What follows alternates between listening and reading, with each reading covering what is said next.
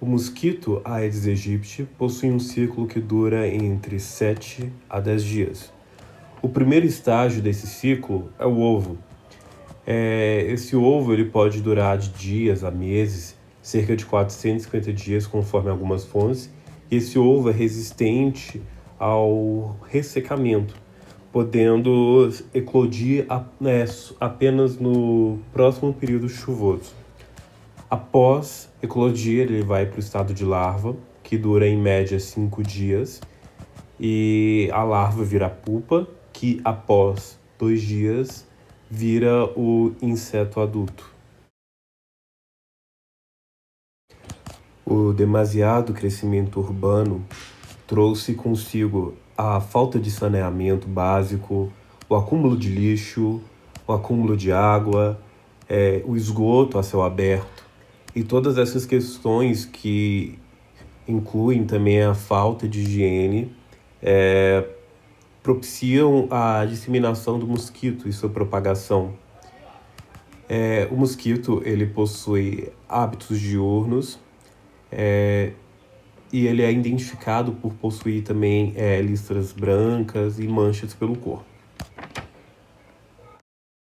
O ciclo de evolução dura de 7 a 10 dias e a vida total do mosquito dura cerca de 30 dias. Uma fêmea ela pode botar de 60 a 120 ovos por ciclo reprodutivo e durante toda a sua vida ela pode dar origem a novos 1.500 mosquitos. Para sua reprodução, o Aedes aegypti precisa de recipientes com água limpa, mas em algumas situações ele pode se adaptar, podendo botar os seus ovos em plantas como as bromélias, também em esgotos a céu aberto.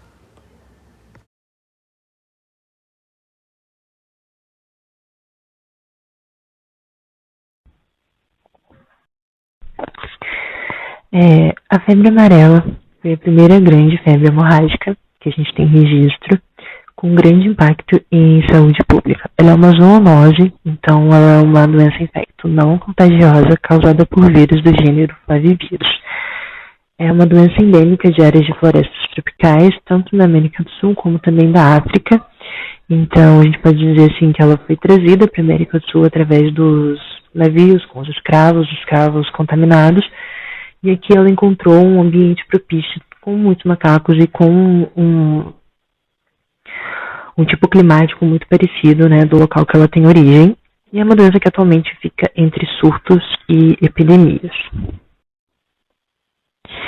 Ela é composta por um ciclo silvestre e por um ciclo urbano. Então, no ciclo silvestre, a gente vai ter macacos, como o macaco prego e o bugio, que vai ser picado por mosquitos do gênero Hemagogos e dos sabetes, que vão picar pessoas que estão lá, eventualmente, fazendo algum tipo de turismo, um passeio, ou pessoas que moram em áreas rurais.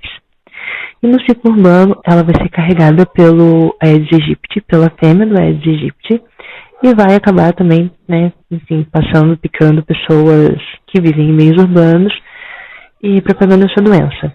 E tem um motivo, né, para essas setas ter duas direções, porque pessoas contaminadas do ciclo urbano também vão, né, para essas áreas florestais, são picadas pelos mosquitos silvestres e passam a doença para o macaco. Então, tanto do macaco para o humano e do humano para o macaco. Depois que você é picado pelo mosquito, mais ou menos de 3 a 6 dias, você passa pelo período de incubação e você pode ter uma doença leve ou oligossintomática, que vai ser correspondente a mais ou menos 90% dos casos, ou você pode evoluir para uma doença grave, que vai ser apenas 10%. Quanto aos sintomas, né? 40 a 30% dos pacientes que forem contaminados pelo vírus da febre amarela vão apresentar uma infecção assintomática. 20 a 30% vai apresentar a forma leve a moderada da doença, no qual vai ter febre, mialgia, atalgia, astenia, cefaleia, náuseas e vômitos.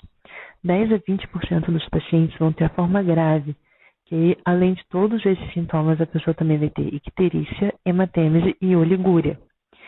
E 5 a 10% vai apresentar a forma maligna da doença, que você vai apresentar todos os sintomas e é quando há a morte. O diagnóstico pode ser feito por exames específicos e inespecíficos. Nos exames inespecíficos, você pode pedir um hemograma, avaliar a função renal, bioquímica hepática, função hepática, análise urinária e, se puder, pedir uma dosagem de amônia para ver se a pessoa não está com uma encefalopatia hepática. E nos exames específicos, você pode pedir a PCR do 1º ao 5º dia da doença e uma sorologia pelo método IgM-ELISA a partir do 5º dia, e se ela vier negativa, você pode repetir 14 dias, depois de 14 dias. Pode ser pedida também uma imunohistoquímica ou uma biópsia hepática quando o paciente falece antes de você ter o resultado definitivo desses exames. E o tratamento vai ser suportivo. A melhor forma de tratar, digamos assim, né, já que o tratamento é suportivo, seria a gente prevenir essa doença. Então, tem algumas medidas básicas quando você vai visitar locais silvestres e regiões que são endêmicas, que têm surtos, né? Uma delas é você usar camisas com manga compridas e alças, ficar em lugares fechados, com ar-condicionado, usar mosqueteiros, não usar muitos perfumes durante as caminhadas, usar repelentes, não usar produtos com permetrina diretamente na pele. Também tem o combate ao Aedes aegypti, que seria basicamente não manter água parada, né? Então, em locais que você vai precisa ter água parada, você pode colocar, por exemplo, terra, pode colocar folhas, fazer a manutenção das piscinas também, deixar as tampas do vaso fechadas, as garrafas viradas para baixo, os lixos, as caixas d'água, os tambores de água, enfim, sempre muito fechados, vedados. Tomar cuidado com pneus, trocar sempre, né, a água da planta e limpar os ar-condicionados, e dentre todas aquelas medidas que a gente vem ouvindo falar há muito tempo por causa de todas as doenças, né, que esse mosquito pode trazer. Também temos a vacina, que ela vai levar 90 a 98% de proteção, e ela precisa ser tomada por todos os que vivem nos locais endêmicos e por todos que irão viajar para esses locais. Aqui a gente tem mais ou menos um resumo. Você precisa tomar a primeira dose com 9 meses de vida e a segunda dose, que seria de reforço, para garantir uma imunização plena até os 4 anos.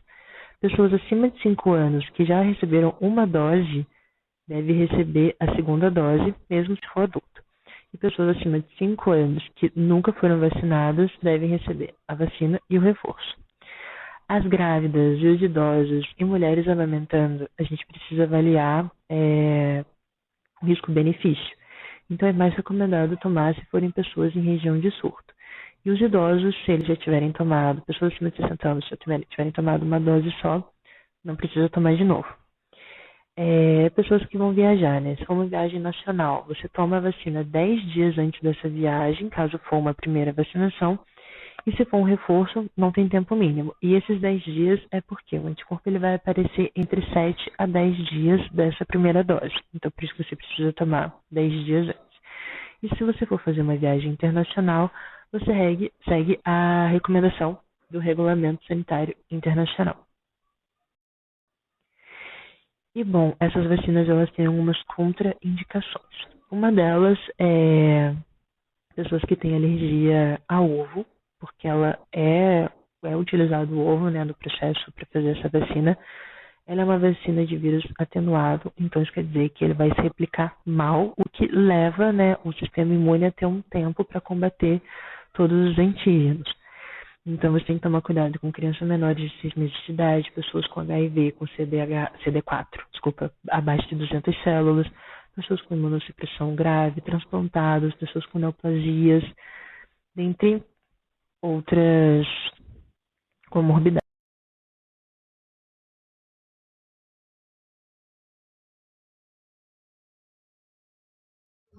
Eu vou falar para vocês um pouquinho sobre a dengue agora.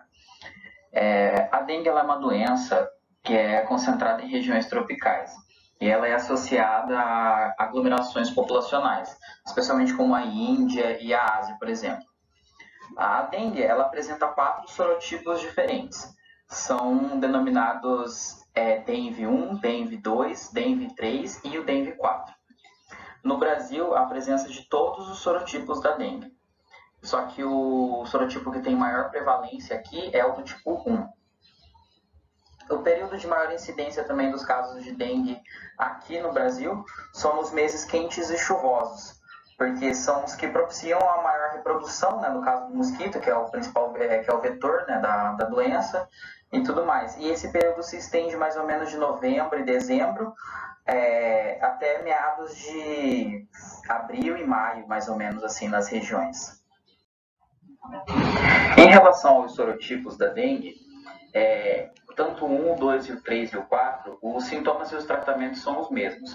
Só que cada sorotipo ele vai proporcionar ao organismo uma imunidade específica e ao mesmo tempo uma imunidade cruzada também. Tipo, eu peguei a dengue do tipo 2 e eu vou ter uma imunidade contra o tipo 2 e ao mesmo tempo uma imunidade cruzada contra o tipo 1, 3 e 4, sabe? E a variedade entre esses sorotipos é genética também.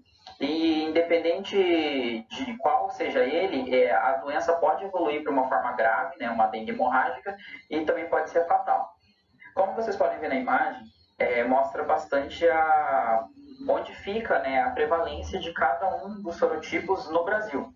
No caso aqui do Mato Grosso do Sul, por exemplo, o predomínio é do sorotipo 2, no caso. Já no Paraná, já é o sorotipo 3. Só que isso não quer dizer que em determinada região só vá ter esse sorotipo. Ele é predominante, mas isso não isenta a possibilidade de se encontrar os outros sorotipos também circulando. Vou falar um pouquinho agora sobre a fisiopatologia da dengue. O vírus ele é transmitido pelo mosquito, né, pelo Aedes aegypti, e assim que o vírus ele invade o organismo, vai produzir um aumento de macrófagos. E esse aumento induz a liberação de mediadores inflamatórios. E são esses mediadores inflamatórios que vão acabar alterando, né, o endotélio da pessoa e vai produzir uma endotelite. Então, e isso é sistêmico, né? Então, gente, dentre os principais sinais e sintomas da dengue clássica, a gente pode encontrar mialgia intensa, atralgias moderadas, astenia, dor retroorbitária, febre acima de 40 graus. Além disso, a gente tem também desânimo, mal-estar, cefaleia. E esses sintomas fazem com que a dengue seja facilmente confundida, né, com outra virose, um resfriado, uma gripe, e o que dificulta bastante para fazer o diagnóstico, né, da dengue em si.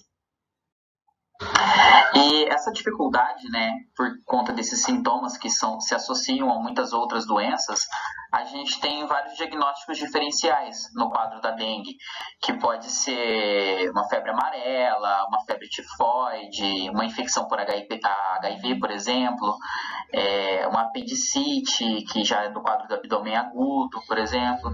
Tem as febres hemorrágicas, onde se encontra a febre maculosa, hepatites virais, malária também, que, né, tem o mosquito como vetor. Então, são vários diagnósticos diferenciais que nós podemos fazer com um conjunto de sintomas que a dengue traz para o paciente. O quadro clínico da dengue, ele é muito variado, justamente por conta de todos esses sintomas que eu falei para vocês que se associam a muitas outras doenças. Então, mas a sua manifestação primária é a febre alta, né, de início abrupto, tá? E seguido de cefaleia, mialgia, prostração, vários outros daqueles sintomas lá que a gente falou. Além disso, a idade do paciente também é um fator importante para ser considerado, porque muda, né, o tratamento e também a forma de que ela pode evoluir para um quadro mais grave também se altera. Crianças, idosos, né, idosos especialmente, que são grupo de risco e tudo mais, né. E a duração da doença, ela varia geralmente entre 5 e 7 dias, assim, nas suas formas mais sem complicações e tudo mais. A dengue hemorrágica, também chamada de dengue grave atualmente, os sintomas iniciais são iguais ao da dengue clássica. A diferença é que aqui eles evoluem rapidamente e eles evoluem também para hemorragias, derrames cavitários e também uma estabilidade hemodinâmica maior. Em alguns casos, né, bem mais graves, também tem o choque. E o quadro típico é a febre alta, são os fenômenos hemorrágicos, né, que acontecem, e a prova do laço positiva é uma forma bem utilizada para você fazer, né, esse diagnóstico de dengue hemorrágica.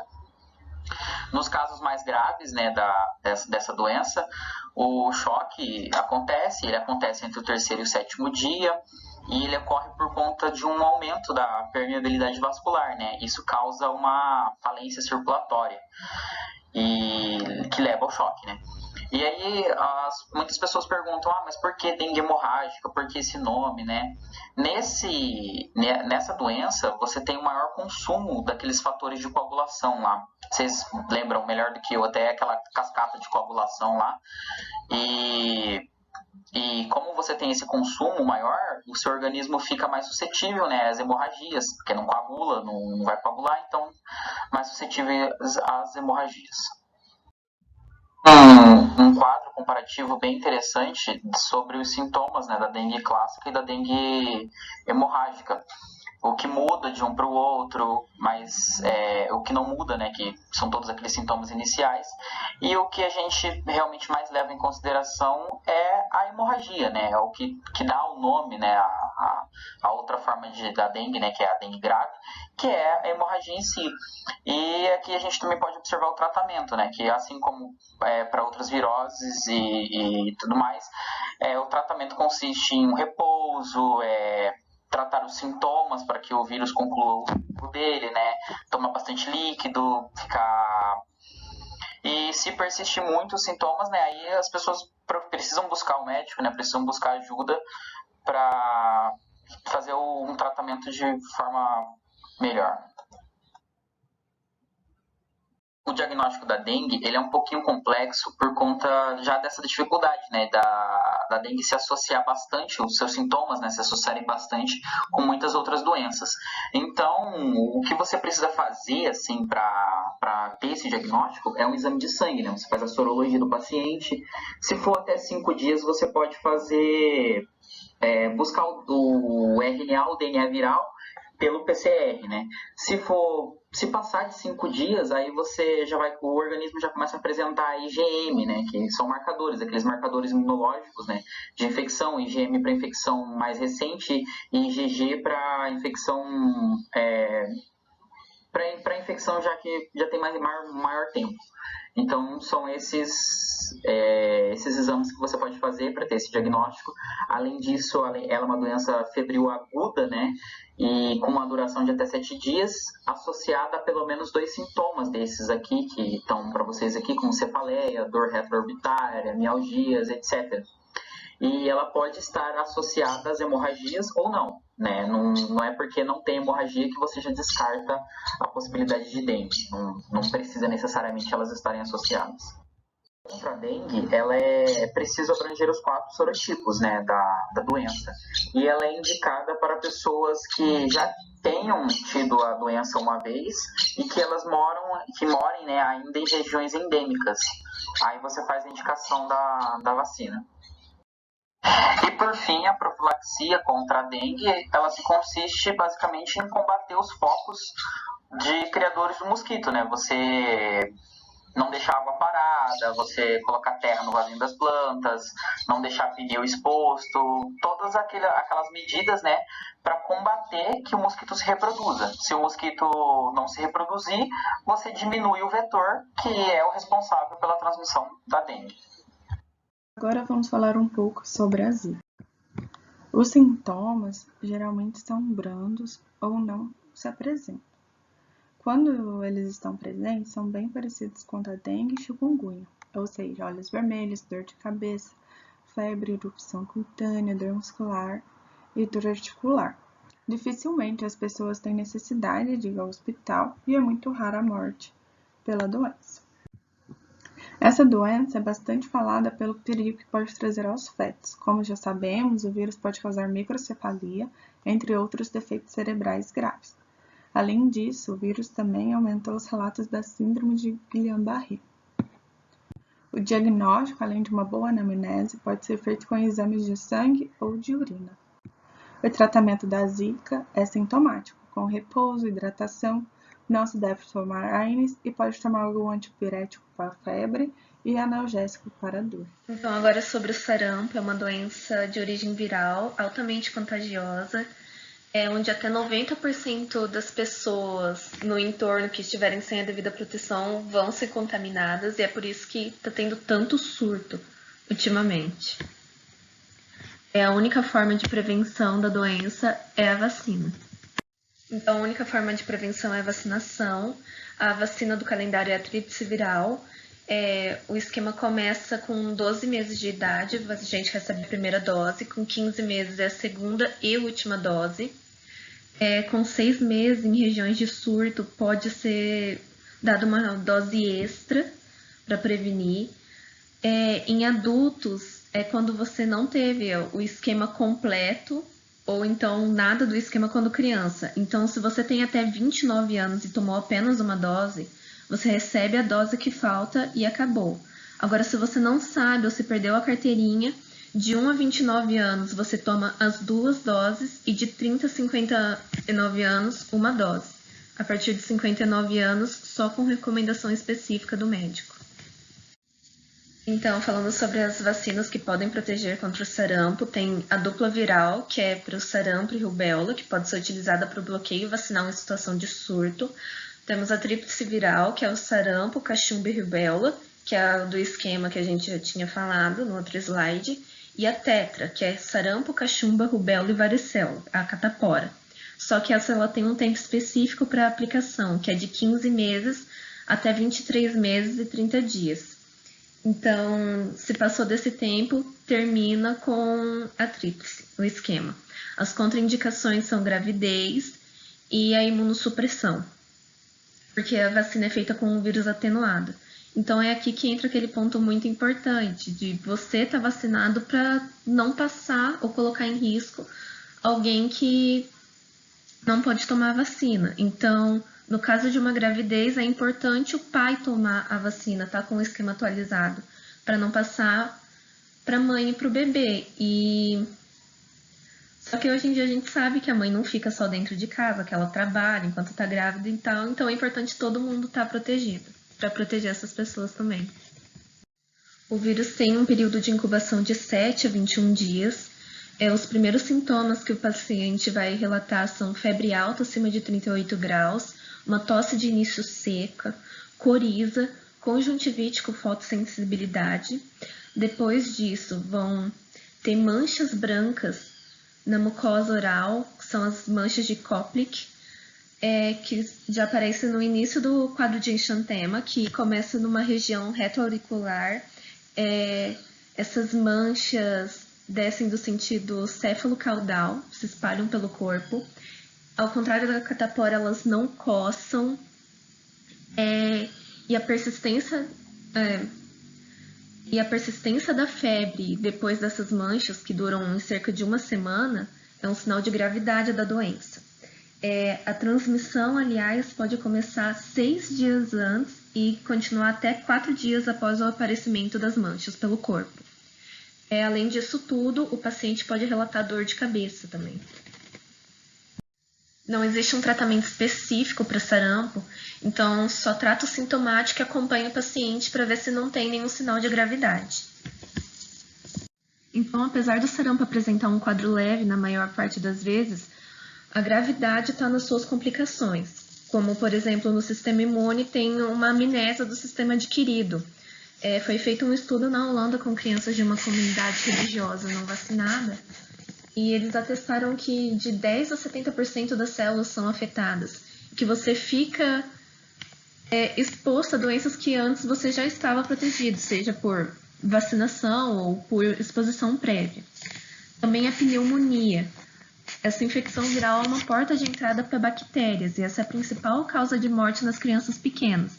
E também pode acontecer pelo próprio vírus, isso já é mais comum em adultos. A encefalite acontece em cerca de 1 a cada 1.000 crianças, mas ela tem uma mortalidade de 10%. Então, existe esse quadro agudo, que é transitório na maior parte das vezes, mas tem essa chance consideravelmente grande de morte, e a crônica, que acontece anos depois da crise e tem um mau prognóstico. A otite média aguda, ela acontece em 10% das crianças e pode levar a uma perda auditiva permanente. Para as grávidas, no primeiro trimestre, tem um risco de aborto. Do meio da gestação para frente, pode acontecer um parto prematuro. No final da gestação, pode ser que o bebê seja infectado. É importante, então, salientar que, embora os sinais e sintomas entre essas doenças sejam muito semelhantes, há diferenças que ajudam ao diagnóstico mais rápido, né? A dengue é a doença mais conhecida das quatro, ela também é mais comum e ela possui alguns tipos, né? 1, 2, 3 e 4, como já foi dito anteriormente. Mas ela pode se manifestar de duas formas, sendo uma clássica e a outra hemorrágica. Independente do tipo que ela se manifesta, ela possui sintomas muito similares aos da Zika. Só que no caso da dengue, a febre é muito alta e as dores nas articulações são mais fortes do que na Zika. Pode chegar a maior intensidade de ser insuportável em alguns casos. Mas além desses sinais, desses sintomas, ela tem náuseas e vômitos, manchas e coceiras na pele. Então, na forma clássica, os sintomas eles são leves e depois do quinto dia desaparece, a febre começa a desaparecer. E no 10º, os demais sintomas, como febre alta de início súbito, a forte cabeça, a dor retroorbitária, a perda do paladar e apetite, essas manchas e erupções na pele, né, que são semelhantes ao sarampo, principalmente no tórax e membros superiores, as náuseas e vômitos, tonturas, o extremo cansaço, moleza e dor no corpo, dor nos ossos e articulações. A partir do 10º dia, esses sintomas eles começam a desaparecer. Na forma hemorrágica, a gente possui também pele pálida, fria, úmida, né, pegajosa, dor abdominal forte, contínua, muito vômito, sangramento por boca, nariz e gengivas, manchas vermelhas, a sonolência também, agitação, confusão mental, sede excessiva, boca seca, pulso rápido e fraco, pode ter também perda de consciência. Então é uma forma de dengue que emite um alerta aí, né, quando a pessoa é infectada por esse tipo é grave e ela precisa de atenção médica rapidamente. Já a febre amarela, ela possui um sintoma de uma febre muito mais alta, uma febre alta acima de 40 graus, tem perda de apetite, dor de cabeça, dor retroorbitária, dor muscular, principalmente nas costas, possui vômito e hemorragia. Os sintomas eles melhoram geralmente ao fim de 5 dias. Né? Em algumas pessoas, o prazo de um dia após os sintomas melhorarem, a doença ela pode se agravar com volta da febre, e aí vem dor abdominal e lesão no fígado, né? Provocando icterícia, da cor amarelada na perna, né? E nas escleróticas oculares. Essa na forma mais grave da febre amarela, né? Então, podendo causar insuficiência hepática, renal. Tem uma manifestação aí mais hemorrágica e a gente pode perceber um cansaço mais intenso. Já a Zika, ela, como já foi falado, ela possui sintomas muito mais brandos quando comparado à dengue, né? A febre é mais baixa, a dor no corpo e as manchas também são menores, mal-estar geral, né? Ela possui artrite nas mãos e pés, em alguns casos, diarreia, dor retroorbitária. E um outro sintoma é a conjuntivite, o que não acontece nas outras doenças, né? Esses sintomas, eles costumam desaparecer em 7 dias. A gente possui alguns casos notificados, né, de acordo com o Ministério da Saúde, que é uma doença leve em adultos, mas não quando se trata de uma gestante. Acompanhamos, por exemplo, no Nordeste, a corrida que foi para poder se chegar aos casos de microcefalias que afetavam bebês atrelados ao Zika vírus. Em relação ao sarampo, agora ela possui uma febre que é acompanhada de uma tosse. A pessoa ela tem mal-estar, ela também tem manchas vermelhas, mas aí no rosto e atrás das orelhas. Possui também alguns canais de Kuplik, que são manchas brancas na parte interna da bochecha. Nesse caso, a pessoa pode ter conjuntivite, pode ter coriza também, né? Então, conjuntivite, zika e sarampo. Perda de apetite e pode vir de complicações, algumas complicações como otite, pneumonia e encefalite.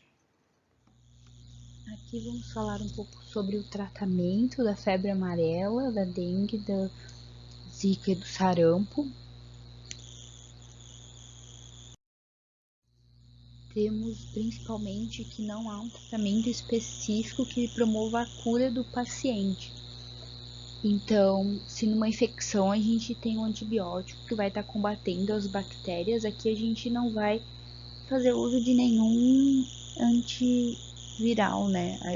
O nosso sistema imune ele vai tentar combater o vírus, mas enquanto surgem sintomas como dor, febre, a gente vai precisar então tratar esses sintomas, né? Por isso que a gente diz que o tratamento ele é sintomático, sendo que os mais utilizados são analgésicos e antitérmicos. Aqui a gente tem a dipirona e o paracetamol como nosso principal exemplo.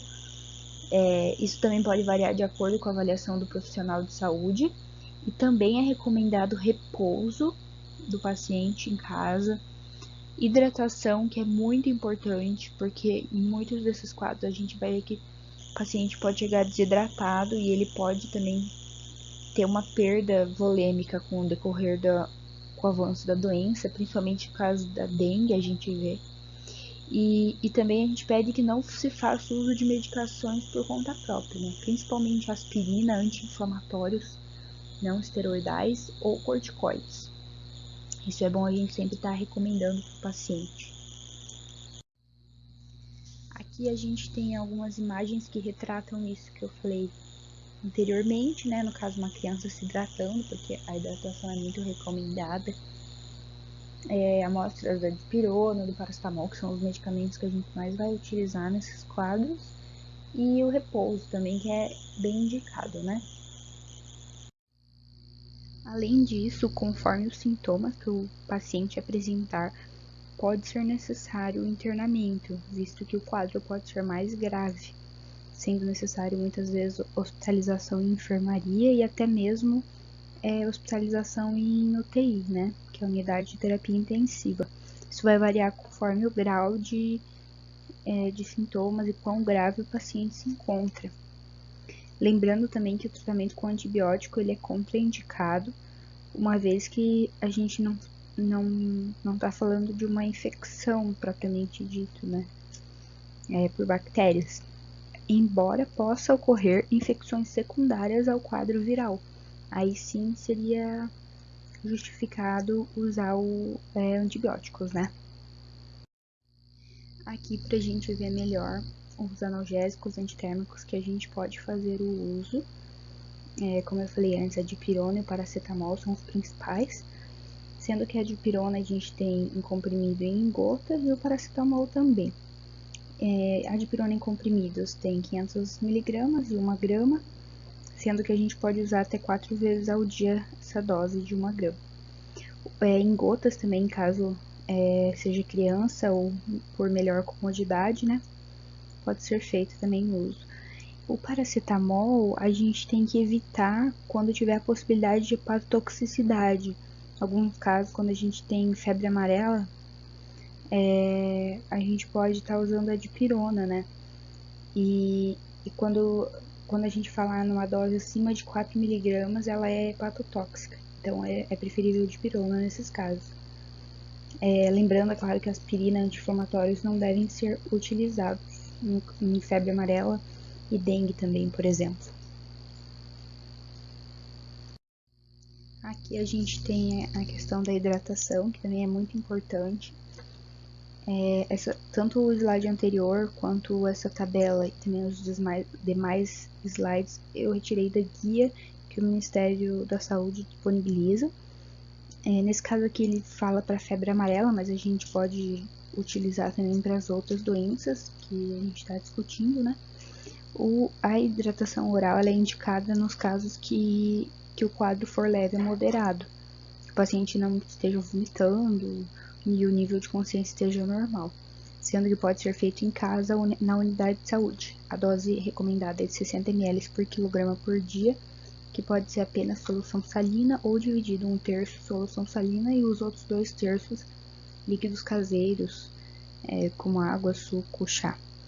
E parenteral nos casos em que o paciente estiver mais grave, né? Ou que ele apresentar sintomas como taquicardia, pulso fraco, filiforme, intervalo entre pressão arterial sistólica e diastólica menor que 20 milímetros de mercúrio, taquipneia, oligúria, vômitos persistentes ou diminuição do nível de consciência. Aí a dose vai ser 10 ml por quilograma na primeira hora e reavaliação intensiva da pressão arterial, da frequência cardíaca e da diurese, né? E avaliar a necessidade de alterar esse volume de acordo com esses parâmetros citados. Agora falando mais especificamente dos casos de Zika, os pacientes que tiverem sequelas neurológicas, eles devem ser acompanhados por um médico especialista, um neurologista, né, para avaliar o melhor tratamento a ser aplicado.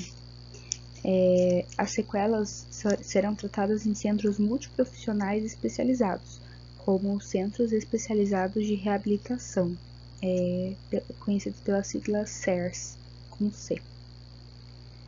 E a dengue, a gente tem alguns parâmetros, que eu vou mostrar no próximo slide, mas ela deve ser tratada de acordo com a sintomatologia, sendo que nos casos mais graves, em que pode ocorrer choque hemorrágico, a gente vai precisar de uma hidratação mais intensiva. A gente divide, né, os pacientes que apresentam dengue em grupos, grupo A, grupo B, grupo C e grupo D, sendo que no grupo A a gente não tem sinais de alarme, a gente vai fazer aquela prescrição normal, como eu disse, com dipirona, paracetamol, sempre recomendando ao paciente que não faça uso de aspirina, né, salicilatos ou AINES, e orientando repouso e hidratação oral. Aqui tem certinho a dose que o paciente vai estar sendo recomendado da injeção de líquidos, né? Mas é bem importante essa hidratação, essa recomendação. O grupo B, a gente já vai ter algumas outros sinais não tão graves, mas assim, que já indicam uma necessidade um pouco maior de observação, né? Que são sangramentos espontâneos da pele, as petequias, ou induzido quando a gente faz a prova do laço. Também febre abrupta, que dura de 5 a 8 dias, cefaleia retroorbitária, rash cutâneo ou mialgia ou artralgia. Aqui a gente vai deixar o paciente no leito de observação até que os resultados dos exames laboratoriais solicitados saiam e que a gente possa evoluir esse paciente, né? A recomendação quanto ao tratamento é a mesma do grupo A, né? Dipirona, repouso, hidratação, mas esses pacientes vão ficar em observação.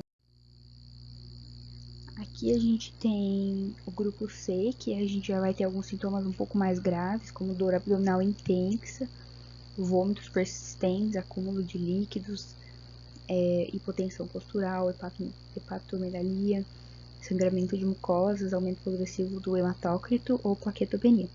Aqui a gente vai ter que fazer uma reposição hipovolêmica um pouco mais agressiva, digamos assim, com uma fase de expansão com soro fisiológico, 10 ml por quilo em 1 hora. Aí você vai calcular conforme o peso do paciente, né? Um paciente de 70 kg, você vai precisar 700 ml em 1 hora. E vai realizar alguns exames também, como raio-x de tórax, ultrassom de abdômen, ureia, creatinina, eletrólitos, e vai ter que estar reavaliando esse paciente clinicamente para ver a evolução dele.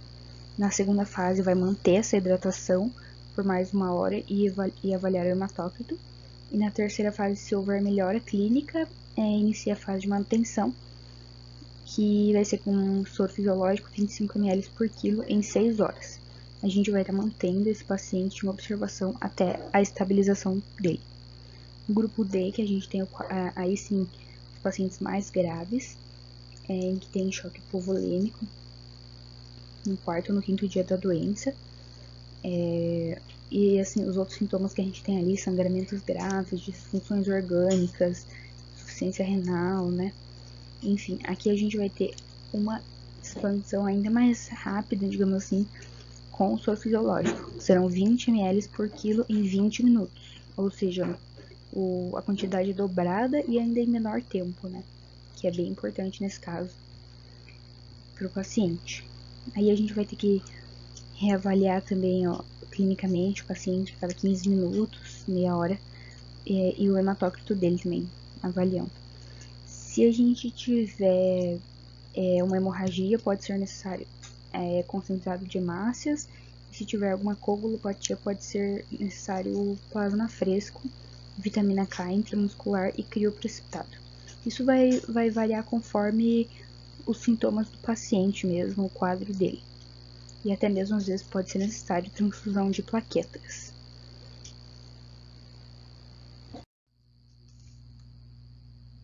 Nos casos de febre amarela, a gente também vai prescrever os sintomáticos para febre e dor, e também vamos controlar a diurese do paciente. Não é necessário sondagem vesical, ela deve ser evitada especialmente em pacientes com manifestações hemorrágicas. De acordo com o tempo previsto para a chegada à unidade de terapia intensiva, algumas medidas devem ser iniciadas na unidade básica e mantidas durante o tempo de transporte, especialmente as relacionadas a coagulopatias e hemorragias. A coagulopatia observada na febre amarela decorre da diminuição da produção dos fatores de coagulação pelo comprometimento hepático, que pode estar associada à coagulação intravascular disseminada. A avaliação deve incluir análise dos resultados das provas de coagulação indicativas de maior gravidade se o tempo de coagulação for maior que 20 minutos. Nesses casos, devem ser evitados procedimentos invasivos e o uso da heparina não é recomendado. Algumas medidas de suporte incluem a aplicação da vitamina K, 10 ml por quilo por dia, por 3 dias, a proteção gástrica com omeprazol, cimetidina ou ranitidina e transfusão de concentrado de hemácias ou plasma fresco congelado quando necessário. A transfusão de hemácias está indicada no caso de queda acentuada do hematócrito, no caso de choque hipovolêmico refratário ou hemorragia intensa. E o plasma fresco congelado, ele deve ser usado na presença de coagulopatias.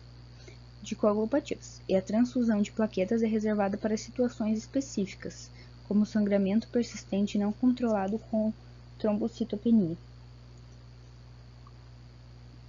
No caso do sarampo, é recomendada a administração do palmitato de retinol, que é a vitamina A, mediante a necessidade prévia de avaliação clínica ou nutricional por um profissional de saúde, em todas as crianças acometidas pelo sarampo, visando reduzir a mortalidade e a prevenção de complicações pela doença, sendo nas seguintes dosagens.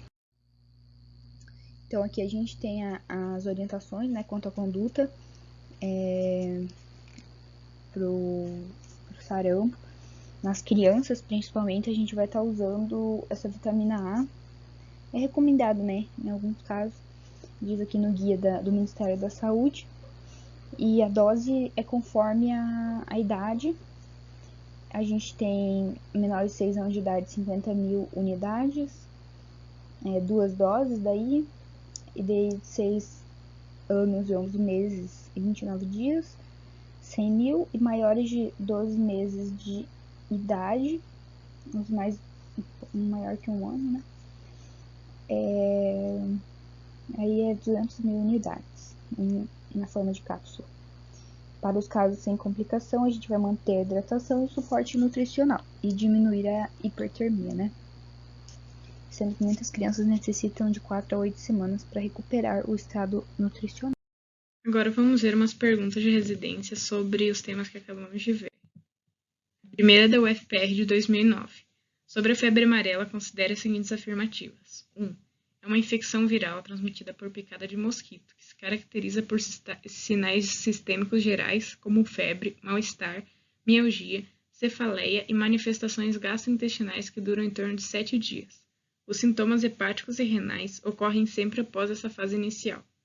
2. As manifestações hepáticas e renais da febre amarela ocorrem somente nos pacientes que evoluem para as formas mais graves e malignas da doença. As formas leves e moderadas não apresentam alterações hepáticas. 3. A vacina da febre amarela é composta por vírus inativado, motivo pelo qual é contraindicada somente para pacientes com histórico de alergia à proteína de ovo. 4. O diagnóstico laboratorial da febre amarela baseia-se em metodologias sorológicas, com a pesquisa de anticorpo IgG e IgM. Os testes para isolamento viral e de detecção de ácido nucleico também pode ser utilizado para pacientes que estejam em uma fase precoce da doença. Então, vamos lá.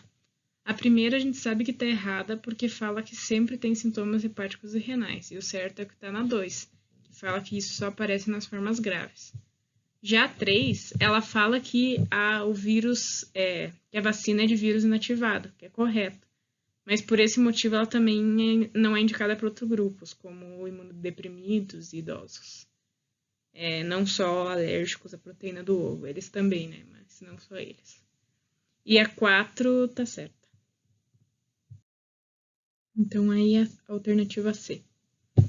Agora vamos para uma questão um pouco mais recente, da PUC de 2018. Um adolescente comparece ao seu consultório com a queixa de aumento de volume no pescoço. Ao examiná-lo, você identifica também aparecimento de linfonodomegalias suboccipitais e pós-auriculares, sem história de febre ou qualquer outro sintoma. A sua conduta é apenas expectante. No entanto, uma semana após, o paciente retorna devido ao aparecimento de um rash cutâneo pouco pruriginoso não descamativo que inicialmente surgiu na face e depois disseminou-se para o restante do corpo. Refere também dor articular. O diagnóstico mais provável é... Então, essa daqui ficou fácil, né? Que a letra A é a resposta sarampo, porque foi a única doença que a gente viu hoje, né? Então, a resposta é sarampo. Mas essa pergunta é importante para mostrar que continua aparecendo nas provas de residência. Então, como disse, letra A. Temos aqui mais uma questão da PUC de 2016. Patrícia, 22 anos, gestante, moradora de região endêmica de arbovirose. Procurou o pronto atendimento, apresentando mal-estar geral de início a 24 horas. Após avaliação e com base no quadro clínico, o médico plantonista suspeitou fortemente da infecção por Zika vírus. Analise as alternativas a seguir e assinale a que levou o médico a suspeitar da infecção. A. Febre baixa de 37,5 graus. Exantema cutâneo pruriginoso, conjuntivite purulenta, intensa dor muscular. B. Febre baixa, exantema, conjuntivite não purulenta e leve dor muscular. C. Febre alta, 38,8, exantema cutâneo pruriginoso, conjuntivite não purulenta e intensa dor muscular. D. Febre alta, 38,8, exantema cutâneo pruriginoso e ausência de conjuntivite e leve dor muscular. E. Febre baixa de 37,5, exantema cutâneo pruriginoso e ausência de conjuntivite e intensa dor muscular. Quando a gente volta e vê ali os sintomas da Zika, fica fácil de responder essa questão. A Zika se manifesta com febre baixa, então não pode ser mais a C e a D. Além disso, as dores musculares são leves, então exclui a E e a A. Então a resposta só pode ser a letra B. Mais uma questão da nossa faculdade. Um paciente LR, 26 anos, sexo masculino, vem para consulta de emergência na unidade de saúde.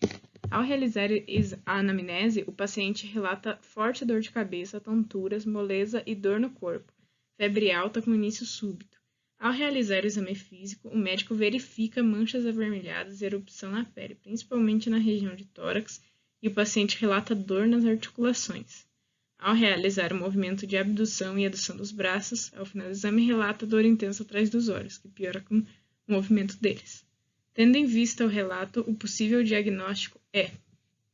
Então, o paciente tem forte dor de cabeça, tonturas, moleza e dor no corpo. Febre alta de início súbito, mancha vermelha e erupção na pele. Além das dores nas articulações e dor intensa atrás dos olhos, que piora com o movimento. Conforme apresentados, esses sintomas indicam fortemente a dengue, com febre alta súbita, manchas no corpo e dor nos olhos, vai lembrar os sintomas específicos da dengue. Dor nos ossos, dor, como os pacientes falam, né? Dor nos olhos e falta de apetite, além do mal-estar. Então, esse quadro ficou bem bem característico da dengue. Então aí tá a resposta, letra D, dengue.